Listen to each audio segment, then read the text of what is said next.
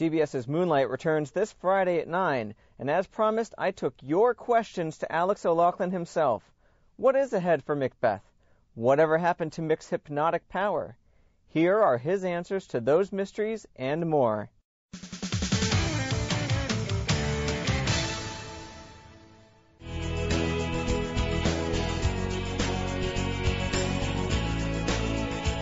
I have to be careful how I answer this, because I think the writers and I have we have conflicting ideas about this. The writers all want Mick and Beth to come together, and I think it's more like Romeo and Juliet. Like, I like the unrequited love thing. So I don't know.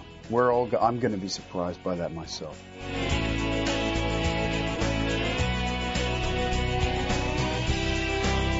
Yes, she will, and I think it will give her a capacity for understanding on a much deeper level that she had before. Therefore, hopefully she's going to be more patient with him, and they will be able to, it won't be as difficult for her to sort of coexist with this guy.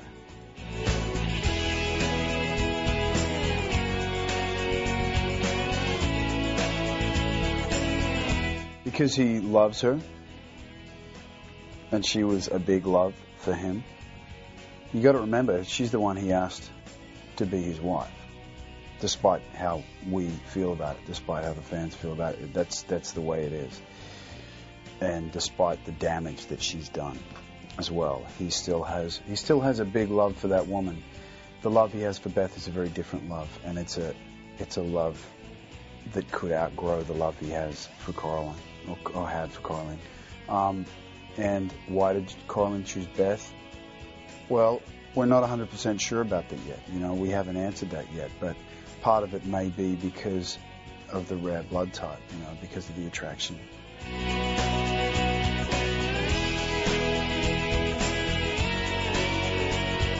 I can tell you a lot, but I have to be careful about what I tell you about Mick St. John, because there's the work that I've done as a character, and then there's the work that we're going to put on screen in the second season, and so I can't preempt any of that. And so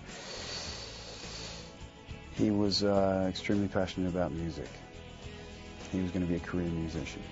Well, he was a career musician, but he was going to really go somewhere with it.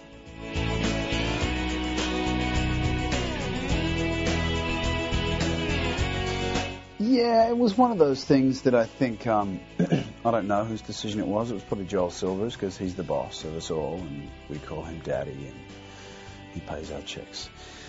But I don't know whose decision it was, and but I don't mind that that's gone. What I do miss is the ability that Mick had to see other vampires, and he'd look at them, and he sort of had that infrared vision where he could see the heat patterns of the human, but when he looked at the vampires, there was just sort of this swirling ash, and I thought that was fantastic. And I don't know why they got rid of that either. Probably budget, I'd say.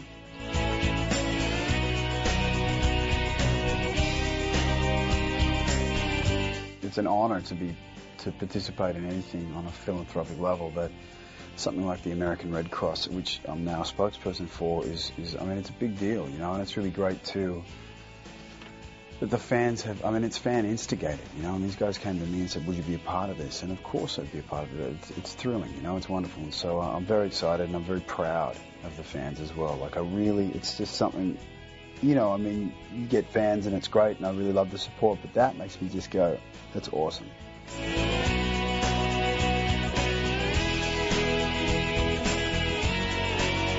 They're fine. They're actually very comfortable. They're made to my mouth, so, I enjoy wearing them.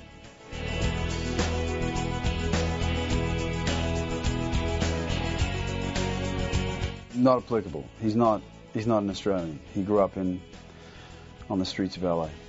Next week, Alex tackles questions of a more personal nature, including what Moonlight would be like if it aired on cable, the fluctuating color of his eyes, and more. See you then.